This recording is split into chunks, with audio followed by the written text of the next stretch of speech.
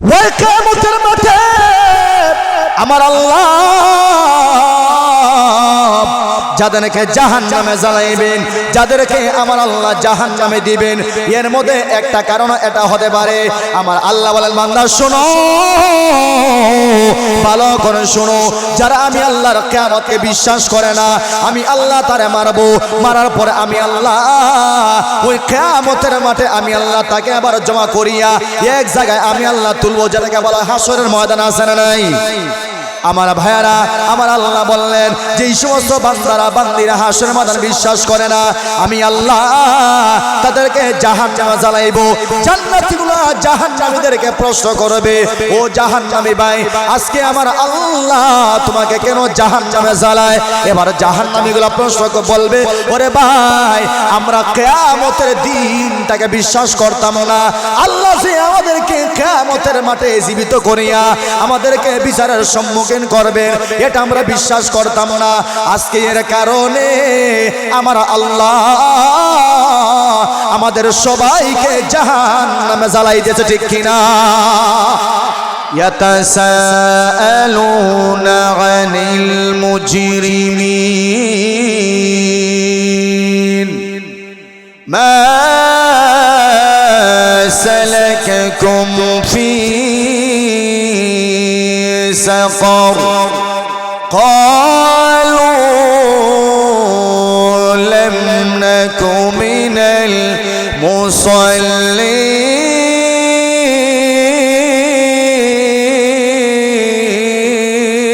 المصلين ولم نك نطعم المسكين وكنا نخوض مع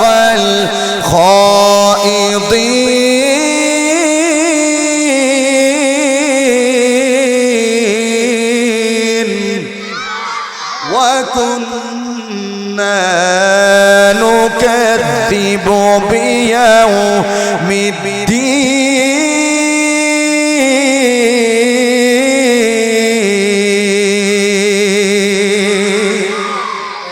ওরে জাহান্নামী ভাই শোনো, আমার আল্লাহ আমাকে জাহান্নামে দিল, তোমাকে জান্নাতে দিল, এর কারণটা কি? জান্নাতীরা জাহান্নামীকে প্রশ্ন করবে, এই জান্নাতি ভাই, জাহান্নামী ভাই, আমাকে আমার আল্লাহ জান্নাতের ভিতরে দিল, আর তোমাকে আমার আল্লাহ জাহান্নামে দিল, কারণটা কি? জাহান্নামে যারা যাবে, জাহান্নামে যারা পড়বে, জাহান্নামে যারা জ্বলবে, তারা এবার নিজে নিজে বলবে, قالوا لم نك من المصلين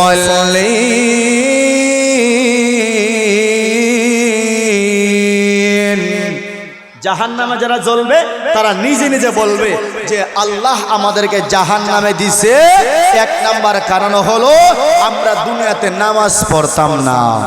কথা বুঝছি না আপনারা?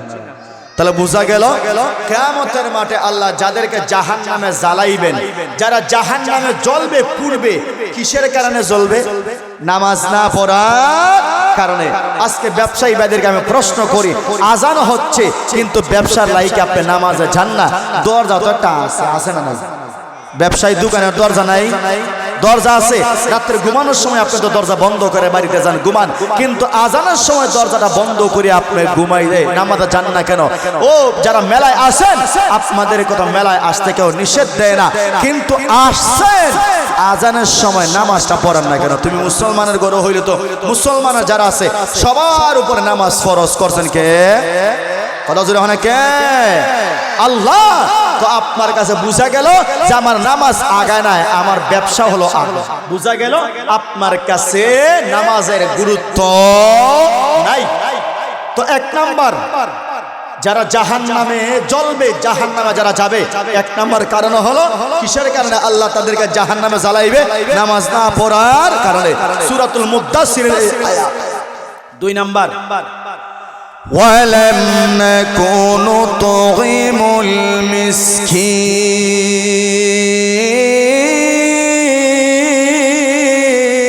المسكين দুই নাম্বার কারণ হলো এবার জাহান্নামী ভাইরা বলবে, এ জান্নাতি ভাই, আমাদের আল্লাহ আমাদেরকে জাহান্নামে কেন জ্বালায় শুনবানি? 2 নম্বর কারণ হলো আমরা দুনিয়ায় ইয়েতিম, অসহায়, বিধবা মেয়ে, এক কথায় যারা অসহায়, সমাজে যাদের ঘর নাই, সমাজে যাদের বাড়ি নাই, এক কথায় যাদের মা নাই, যাদের বাবা নাই, এক কথায় অসহায় ইয়েতিম সন্তানগুলোকে আমরা খানা খাওয়াইতাম না। যারা খানা খাওয়াইতো তাদেরকে আমরা উৎসাহিত করতাম না। এক কথায় যাদেরকে আল্লাহ টাকা দিয়েছিলেন, যাদেরকে আমার আল্লাহ পয়সা দিয়েছিলেন, তাদের ভিতরে গরিব অসহায় মানুষের একটু মায়া ছিল। তারা মাদ্রাসায় দিত, তারা মানুষকে ডেকে ডেকে এনে দিত।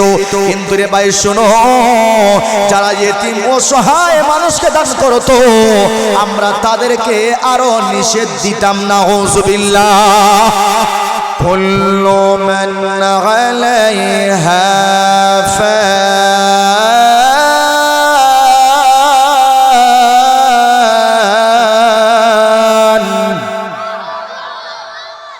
ويبقى وجه ربك ذو الجلال والإكرام।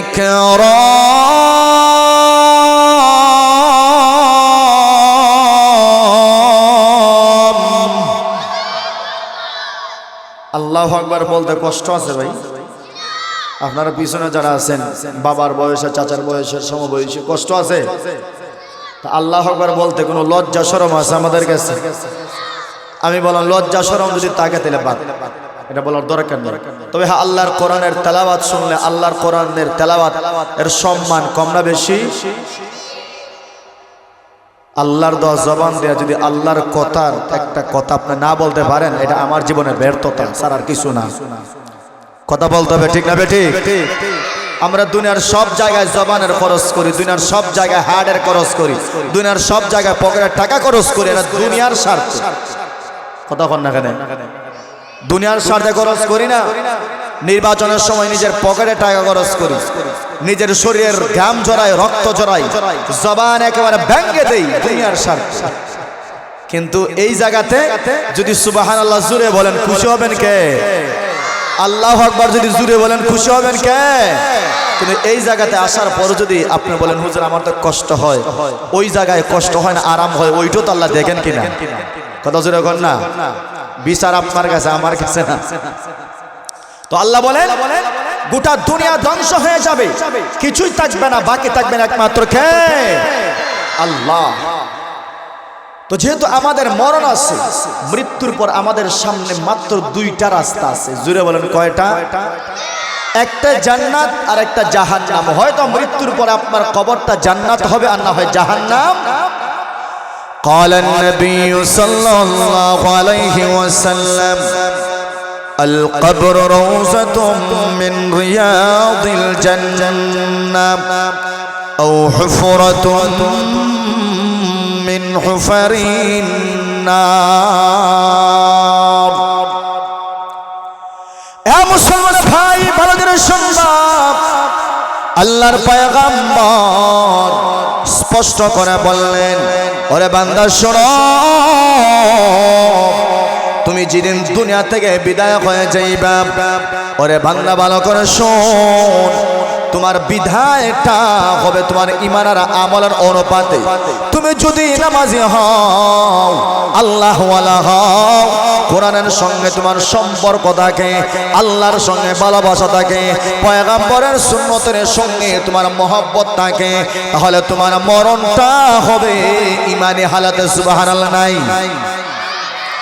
কিন্তু রে ভাই, তোমার সম্পর্ক যদি আল্লাহর কালামের সঙ্গে না থাকে, উলামায়ে কেরামের সঙ্গে না থাকে, মাদ্রাসার সঙ্গে তোমার সম্পর্ক পাওয়া যায় নাই, মসজিদের সঙ্গে তেমন কোনো সম্পর্ক নাই, উলামায়ে কেরামের সঙ্গে নাই, আল্লাহর কোরআনের সঙ্গে সম্পর্ক নাই, এক কথায় নামাজি তুমি না, বেপরদা চলাফেরা করলা, হাউজে বাম্পারে গেলা, নাচ গানে গেলা, যাত্রা খেলায় গেলা, নর্তকীর নাচ দেখতে গেলা, ফুটবল খেলা দেখতে গেলা, এক কথায় বাম সাইডে যাইতেই তোমার পছন্দ, আল্লাহর কালামের তেলাওয়াত শুনতে তোমার পছন্দ হয় না, তোমার মরণটা হবে নেফাকি অবস্থায়, ঠিক কিনা? তোমার মরণটা হবে নেফাকি অবস্থায়, কারণ তোমার কাছে আল্লাহর কালাম ভালো লাগতেছে না, আল্লাহর কথা তোমার কাছে ভালো লাগে না। দুনিয়ার সব অপসংস্কৃতি হাবিজাবি যা কিছু আছে, নাচ গান, মেলায় চক্কর দেওয়া, বাজারে চক্কর দেওয়া, নারীদের সঙ্গে বিল্ডিং মারা, সব তোমার কাছে ভালো লাগে, আল্লাহর কালামের আওয়াজ তোমার কাছে ভালো লাগে না। তোমার মরণটা ওই সিস্টেমে হলো। কথা বুঝতে পারছেন? তো তোমার মরণ যদি নেককার অবস্থায় হয়, আল্লাহর পয়গম্বর বললেন তোমার কবরটা হবে জান্নাতের বাগান। সুবহানাল্লাহ কইবেন আপনারা? এ মুসলমান ভাই, ভালো করে শুনবা, আল্লাহর পয়গম্বর বললেন তোমার মরণটা যদি নেক হালতে হয়, এক কথায় মাহফিলে আসছো, তোমার মরণ হয়ে গেছে, কোরআন তেলাওয়াত অবস্থায় যদি তোমার মরণ হয়, আল্লাহর জিকির করা অবস্থায় তোমার মরণ হয়, এক কথায় মসজিদে তারাবির নামাজ পড়লা, সামনে রমজান মাস আসছে কিনা? কথা হয় না? তারাবির নামাজ পড়া অবস্থায় তোমার মরণ হয়ে গেল, সামনে শবে বরাত আছে না নাই? লাইলাতুল বরাত, লাইলাতুল নিসফি মিন শাবান, শাবান মাসের 15 তারিখের রজনী, ওই রজনীতে যদি তোমার মরণ হয়, আমার পয়গম্বর বলেন বান্দা শোন, মরতে দিনে হবে, আল্লাহর তৈরি জান্নাত পাইতে একটা সেকেন্ডও দেরি হবে না। তো সবসময় চিন্তা করবেন যে আমার মরণটা যেন নেক হালাতে হয়, ভালো জায়গায় হয়। আর যদি তোমার মরণটা বেনামাজি অবস্থায় হয়, মরতে দেরি, জাহান্নামে জ্বলতে দেরি হবে। এজন্য যে আয়াতটা কারিমে তেলাওয়াত করেছি, এই আয়াতের মধ্যে আল্লাহ রাব্বুল আলামিন কে জাহান্নামে যাবে, জাহান্নামী মানুষের দুইটা আলামত আল্লাহ উল্লেখ করছেন।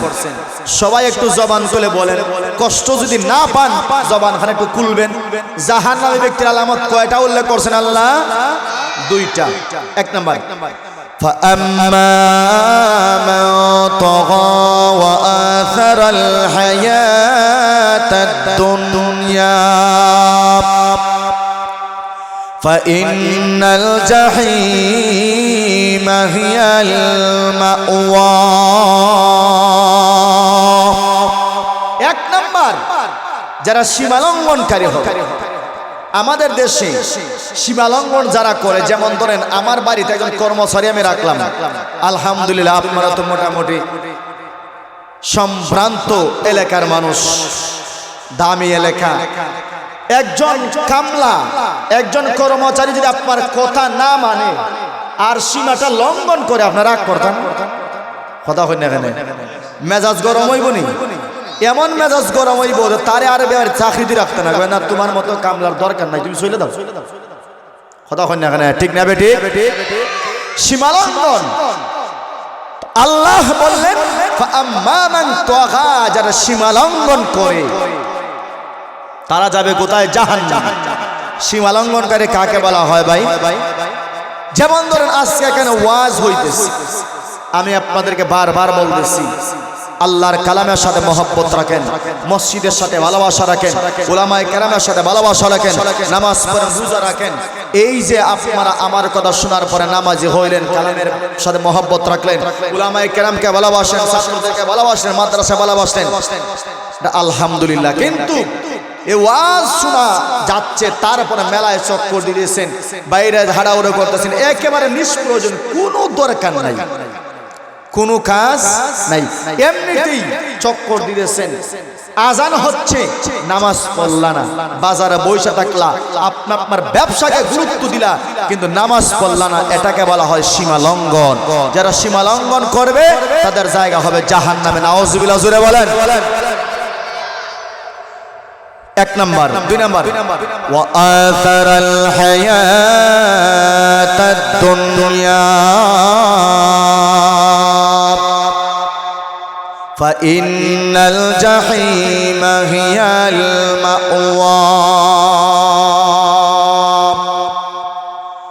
হ্যাঁ মুসলমান ভাই, ভালো করে শুনবা।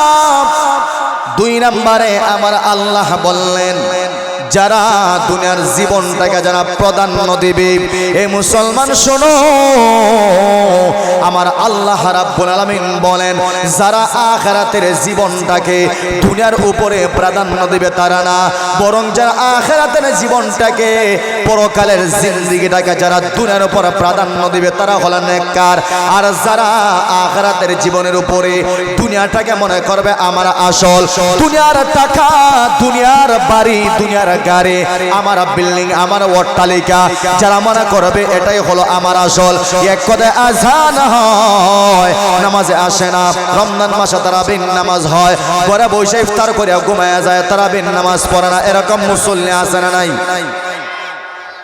আপনারা আমার কথা বুঝুন না, আপনারা তো কেউ কথা কইরা না, খালি শুধু বাচ্চা যারা সামনে আসেন তারা কথা বলে।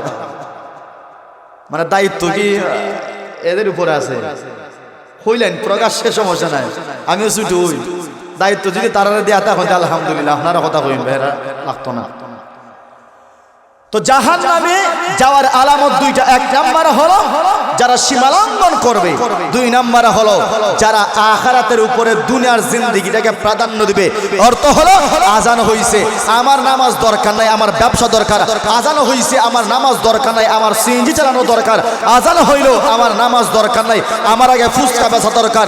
এখানে ওয়াজ হইতেছে, কোরআনের আলোচনা হচ্ছে, আল্লাহর কথা বলা হচ্ছে, নবীজির কথা বলা হচ্ছে, দ্বীনের শিক্ষার কথা বলা হচ্ছে, কোরআনের কথা বলা হচ্ছে, মাদ্রাসার গুরুত্বের কথা বলা হচ্ছে, তারপরও আপনি মেলার মধ্যে চক্কর মক্কর দিদাসুন বইতেছেন, এগুলা শুনতেছেন না, মনে করবেন আপনার কাছে আল্লাহ এবং আল্লাহর কালামের মহব্বত নাই, মাদ্রাসার ভালোবাসা নাই, ওয়াজ মাহফিলের ভালোবাসা নাই, হুজুর এগুলা ভরে রাখেন। আগে আমার মেলার মধ্যে কিছু চক্কর মক্কর দিয়াই, ফুসকা ডাইলের বড়া যা কিছু আছে এগুলা আমি খাইয়াই, কারণ কিয়ামতের মাঠে এগুলো খাইতে হার মুখের এটা সন্দেহ আছে। কথা হয় না জানা মিছা যে হুজুর মরার পরে এগুলো হইব দিবানি ফেরেশতায়, যদি ফেরেশতায় ফুসকা দেই তাহলে আমি বজাইব, হ্যাঁ দিবা আয়ু, কথা হয় না, ফেরেশতায় কইব ফুসকা দিতা নাই, মা মনে যা চা তাই খাইবা, যদি তোমার কবর জান্নাতের বাগান হয়, সুবহানাল্লাহ কইতা না আপনারা? যদি আপনার কবরটা আল্লাহ জান্নাতের বাগান বানায় দেন, আপনি যদি জান্নাতে যান, মনে যা চায় তাই পাইবা, সুবহানাল্লাহ নাই? কিন্তু হ্যাঁ, দুনিয়ায় এই নফসকে আপনি কিছু হইলে কন্ট্রোলে রাখতে হয়, কন্ট্রোলে রাখতে হয়। নফসে চাইছে নর্তকীর নাচ দেখতাম না, এই দুনিয়াতে নর্তকীর নাচ দেখবেন, আল্লাহ ফেরেশতায় তোমার জাহান্নামে নাচাইবে, কথা হয় না? এখানে জাহান্নামে এমন এক বাড়ি দিব আর আপনি নাচবা। দুনিয়া সুরে ধরলে বাড়ি দিলে সুরে নাচে না, কথা হয় না? এখানে সুরে বাড়ি দিলে আব্বা আব্বা হয়ে নাচে। ফেরেশতা যখন জাহান্নামে দিব তখন আপনি খালি নাচবা নাচবা, ফেরেশতা তখন বলবে কি তারে নাচস কেনে, হ্যাঁ কেন নাচো? ওই দুনিয়া তুমি নর্তকী নাচাইছিলা, আজকে তোমার আমি নাচাই। নাউজুবিল্লাহ কইতা না? তো বোঝা গেল জাহান্নামে যারা যাবে, এই দুইটা আলামত ভালো করে শুনে রাখেন। এক নাম্বার যারা সীমালঙ্ঘনকারী হবে, আল্লাহর বিধানের ক্ষেত্রে যারা সীমালঙ্ঘন করবে।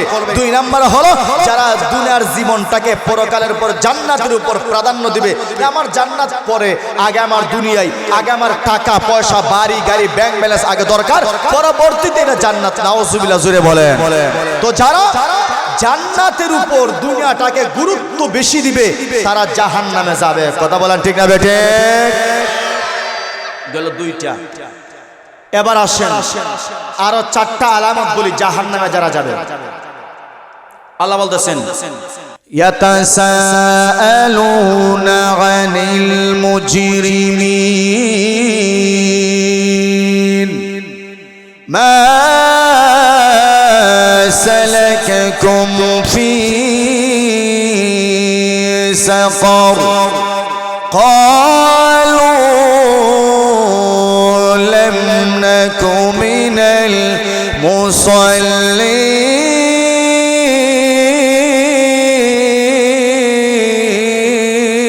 المصلين ولم نك نطعم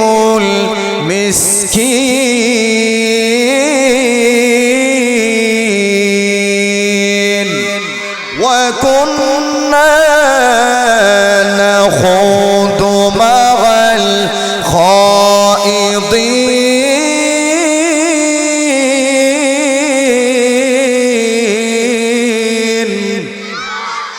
وكنا نكذب بيوم الدين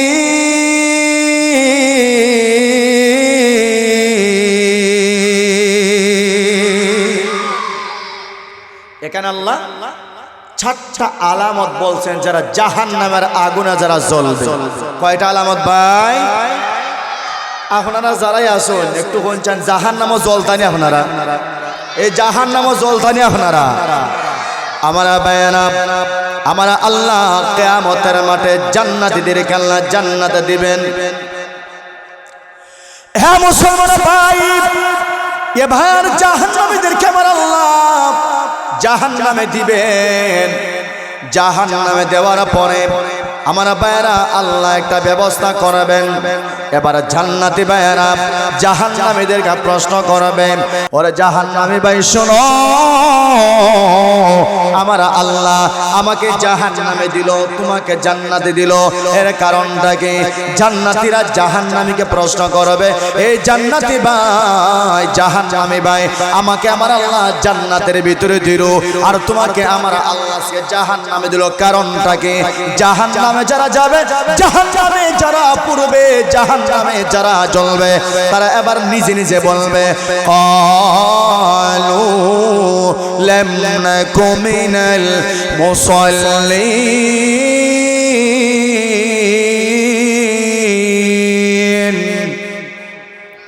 জাহান্নামে যারা জ্বলবে তারা নিজে নিজে বলবে যে আল্লাহ আমাদেরকে জাহান্নামে দিছে।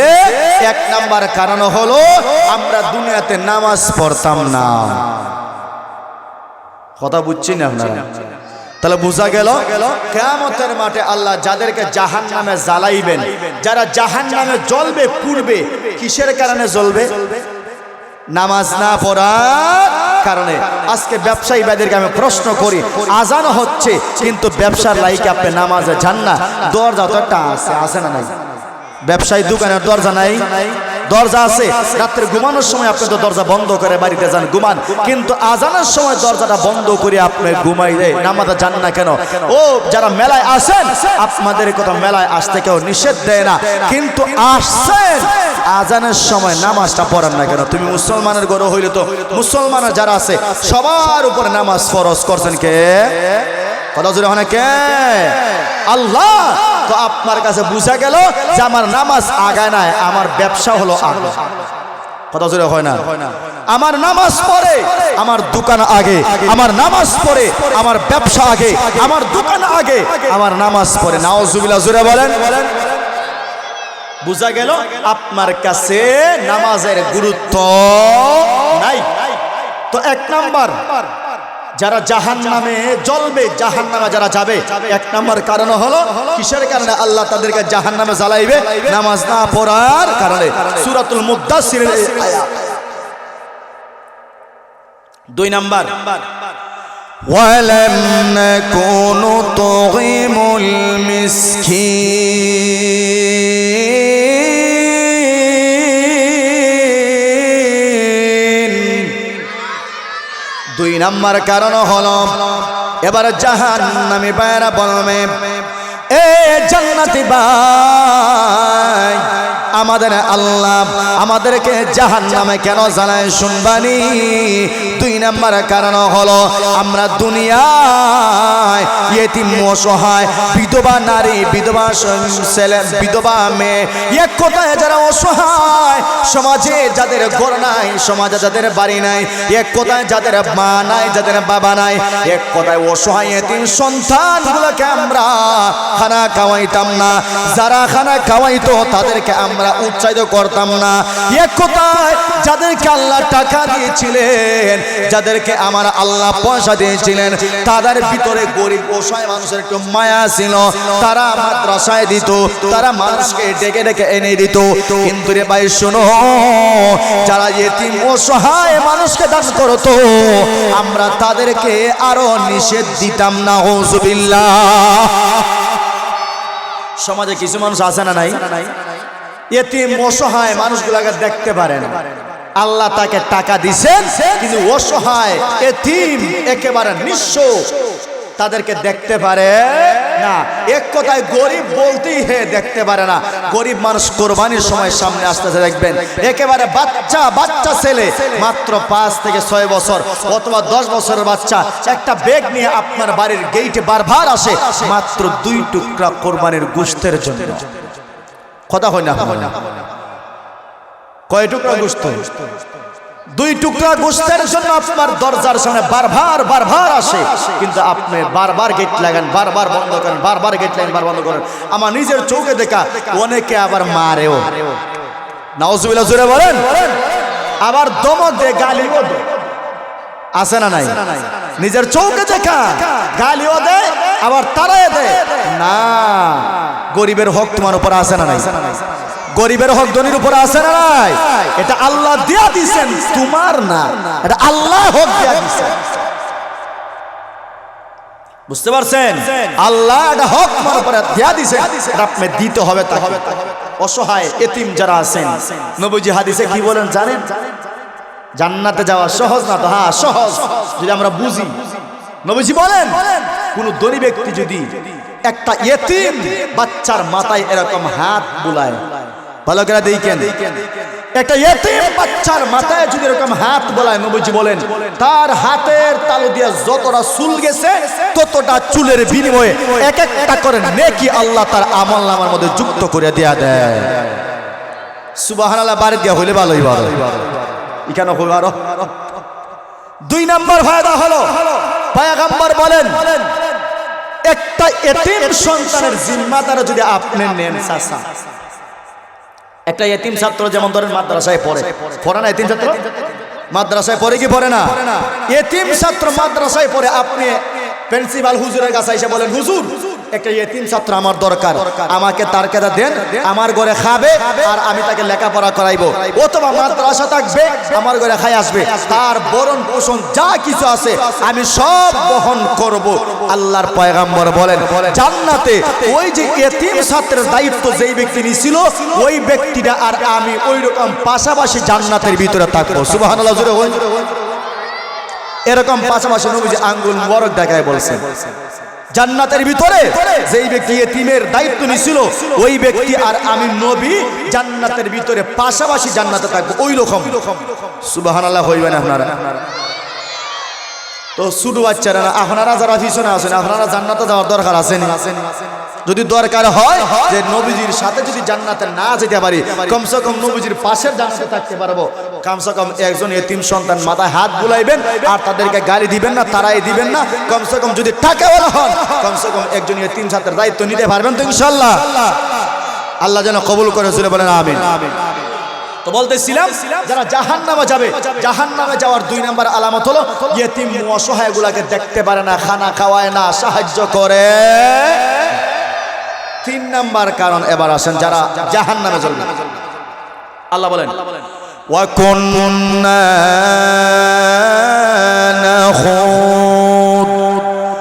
কুন্না নাখুদু মা'আল খাইদিন। 3 নম্বর কারণ হলো ওই জাহান্নামীগুলোকে আল্লাহ জাহান্নামে দেওয়ার পরে জান্নাতি ভাইরা প্রশ্ন করবে, ও জাহান্নামী ভাই ভালো করে শোনো, আমার আল্লাহ আজকে কোন কারণে তোমাদেরকে জাহান্নামে জ্বালায়? এবার জাহান্নামী ভাইরা বলবে, ওরে জান্নাতি ভাই শোনো, এর কোনো কারণ না, অন্য কোনো কারণ না, মাত্র একটা কারণে আমাদের আল্লাহ আজকে আমাদেরকে জাহান্নামে জ্বালাইতেছে। কারণটাকে আমরা সমাজে সুগুল করেছিলাম, আর যারা সুগুল করে করতো তাদের সঙ্গী ছিলাম, নাউজুবিল্লাহ। সমাজে সুগুলখোর মানুষ আছে না নাই? ওরে ভাই, আপনি যত শান্তিতে থাকবেন, অন্যের একজন মানুষ আছে আপনার শান্তি দেখতে পারে না, আপনার আরামায়েশ মানুষের চোখে ভালো লাগে না। আপনি যত আরামে থাকেন, এক শ্রেণী মানুষ সমাজে আল্লাহ দিয়া দিয়েছেন, সারা সব সময় তার শরীরে জ্বলবো। কথা হয় না? আপনারে আল্লাহ শান্তিতে রাখছে, আপনার ফ্যামিলিতে টাকা পয়সার অভাব নাই, আপনার কোনো দুঃখ কষ্ট নাই, কিন্তু আর একজনে মনে মনে হয় ই হালা অত বিপদ শান্তি দেখে নেবে, এ বিপদ কোন দিন পড়বো আর আমি এখানে শান্তি নিতাম। মানে হে শ্বশুর দোয়া করতেছে, শয়তানের কাছে দোয়া করে আগে, শয়তান তার বন্ধু তো শয়তান, সুগুলগুরের বন্ধু খে ভাই, কথা হয় না এখানে জুড়ে এখন সুগুলগুরের বন্ধু খে শয়তান, হে শয়তানের কাছে তারে বিপদ ফেলা, আরে হের মতো শান্তি এলাকাতে না, হে শান্তি, কারণ তার টাকার অভাব নাই, তার কিছুর অভাব নাই, তার বাচ্চা কাচ্চা সব বিদেশ, এক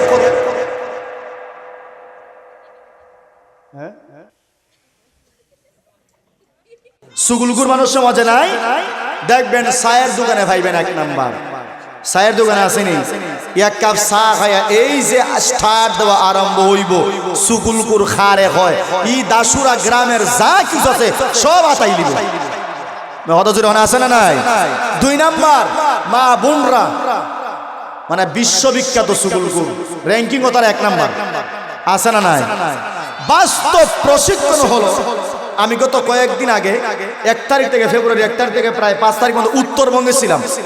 তো আসার সময় ফেরি থেকে ট্রেনের টিকিট কাটছি, ফেনি থেকে ডাইরেক্ট সিলেট আসছে, টিকিট কাটছি, টিকিট যখন কাটলাম ফেনিতে যখন আমি উঠলাম দেখলাম আল্লাহ, আমার ট্রেনের টিকিটের আগে আরো 6 থেকে 7 জন মহিলা উঠছে, না মুসলমান না, মানে সনাতন ধর্মের মহিলারা, 6 থেকে 7 জন, প্রত্যেকের সাথে তাদের স্বামী আছে, গাট্টি বোরা আছে।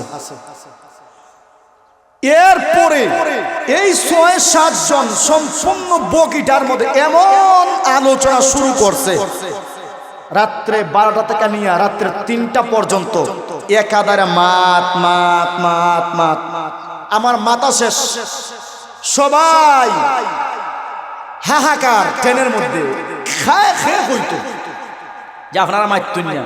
শেষ পর্যন্ত আমার বামে আল্লাহর এক বান্দা ছিল, হে কইছে ও আল্লাহর বান্দিও খোর, মাঠটা একটু বন্ধ করো, আপনারা এই যে টেফো সাহাবি দিছুন আল্লাহ, এটা একবার গেরগিরিও করে না, খাটও মারে না, আবার বন্ধ হয় না, চার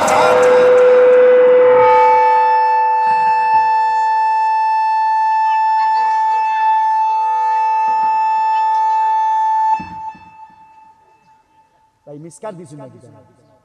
মিসকার বাদ দেন, ডাইরেক্ট আমার লাইন, মিসকার বাদ দেন, ডাইরেক্ট আমারে ডাইরেক্ট সিঙ্গারা সাদাটা ওদিক আছে, আমার ডাইরেক্ট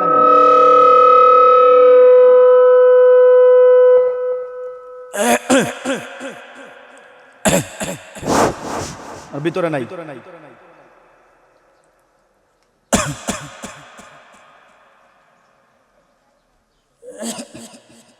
সাল্লাল্লাহু আলা সাইয়্যিদিনা মাওলানা মুহাম্মদ ওয়া আলা আলিহি ওয়াসাল্লাম। ঠিক হইছে না? আলহামদুলিল্লাহ। আমার ডাইরেক্ট লাইনে মিসকার দিউন, ডাইরেক্ট দিয়ে দেন, ঠিক আছে? মানে ভিতরের আওয়াজ হইতো না, ঠিক আছে? আলহামদুলিল্লাহ। তো তারার ব্যাটারে চার্জ শেষ হওয়ার আগে আমারটা শেষ হয়ে গেছে। তো বলতেছিলাম মানে মহিলা যারা কি পরিমাণ তারা সমাজে ফিতনা লাগায়, এমন আরম্ভ মাত তারা আরম্ভ করছে, মানে বগির প্রত্যেকটা মানুষের হানো আঙ্গুল এরকম। আল্লাহ হেফাজত করে, আমি তো শুধু তজি করতেছি আস্তাগফিরুল্লাহ আস্তাগফিরুল্লাহ আস্তাগফিরুল্লাহ আস্তাগফিরুল্লাহ, মানে বুঝলাম মহিলারা দেখ কি পরিমাণ তারা মারতে পারে, কি পরিমাণ তারা মারতে পারে, কথা বলতে পারে। 2 জন মহিলা যদি এক জায়গায় বসে 5 ঘন্টা সময় তারা একাধারে তারা কথা বলতে পারবো, শুধু সামনে যদি ফানার গোয়া থাকে, কথা হই না, ফানার গোয়া যদি তার সামনে দিলেন ইল্লা মাশাআল্লাহ হইয়া 6 ঘন্টা লাগি তার রুজু হামলা লাগাইতে পারবা, দে যা আছে এই দাসুরা গ্রামের মা যা আছে তোমার মাতিলাও, হারতো না তারা, কথা হয় না, তারা হারতো না, আপনারা হারতা না, আপনারা গলা বেদনা করবো, টুট বেদনা করবো, তারার বিন্দু পরিমাণ বেদনা করতো না। তো আল্লাহ বলছেন যারা চুগুলকুর হবে তারা যাবে জাহান্নামে। কই যাইব ভাই? কথা জোরে হয় না, জাহান্নামে চলবে।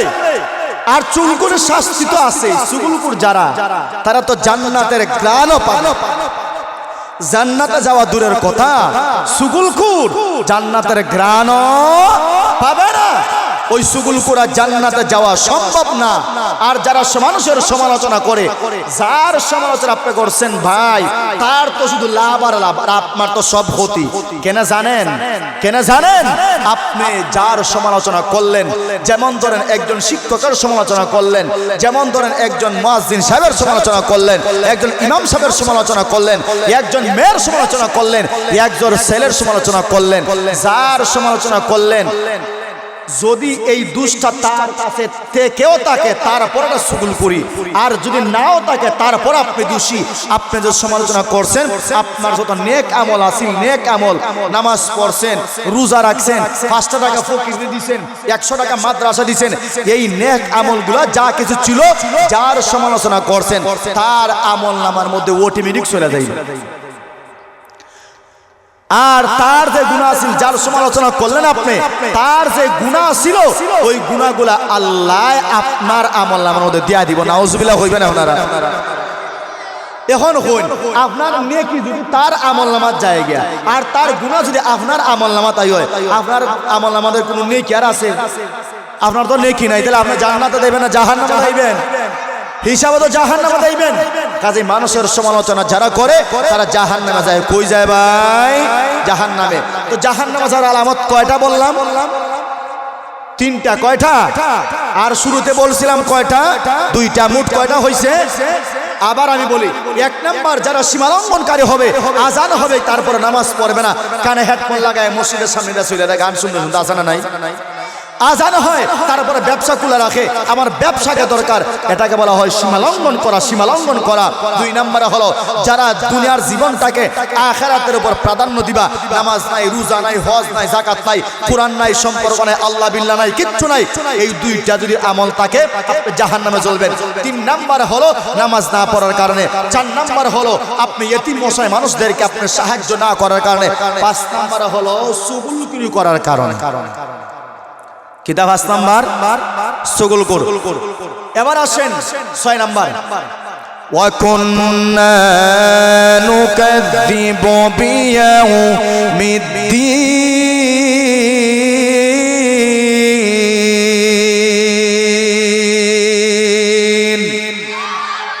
আমার আল্লাহ বানা বললেন, ওরে বান্দা ভালো করে শোনো, ওই কিয়ামতের মাঠে আমার আল্লাহ যাদেরকে জাহান্নামে জ্বালাইবেন, যাদেরকে আমার আল্লাহ জাহান্নামে দিবেন, এর মধ্যে একটা কারণ এটা হতে পারে। আমার আল্লাহ বলেন, বান্দা শোনো, ভালো করে শোনো, যারা আমি আল্লাহর কিয়ামতকে বিশ্বাস করে না, আমি আল্লাহ তারে মারবো, মারার পরে আমি আল্লাহ ওই কিয়ামতের মাঠে আমি আল্লাহ তাকে আবার জমা করিয়া এক জায়গায় আমি আল্লাহ তুলবো, যেটাকে বলা হাসরের ময়দান। আছে না নাই? আমার ভাইয়ারা, আমার আল্লাহ বললেন, যেই সমস্ত বান্দারা বান্দিরা হাসরের ময়দান বিশ্বাস করে না, আমি আল্লাহ তাদেরকে জাহান্নামে জ্বালাইবো। জান্নাতীগুলো জাহান্নামীদেরকে প্রশ্ন করবে, ও জাহান্নামী ভাই, আজকে আমার আল্লাহ তোমাকে কেন জাহান্নামে জ্বালায়? এবার জাহান্নামীগুলো প্রশ্ন বলবে, ওরে ভাই, আমরা কিয়ামতের দিনটাকে বিশ্বাস করতাম না, আল্লাহ যে আমাদেরকে কিয়ামতের মাঠে জীবিত করিয়া আমাদেরকে বিচারের সম্মুখীন করবেন, এটা আমরা বিশ্বাস করতাম না। আজকে এর কারণে আমার আল্লাহ আমাদের সবাইকে জাহান্নামে জ্বালাই দিয়েছে। ঠিক কিনা?